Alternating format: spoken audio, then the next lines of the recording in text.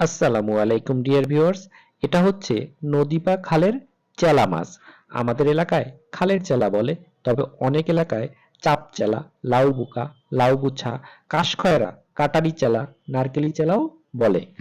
কাটা এবং ধোয়া যথেষ্ট কষ্টকর হলেও খেতে কিন্তু খুবই সুস্বাদু, এবং আমার কাছে সবচেয়ে ভালো লাগে টমেটো দিয়ে ভুনা। আর আমি এই রেসিপিটাই আপনাদের সাথে শেয়ার করছি।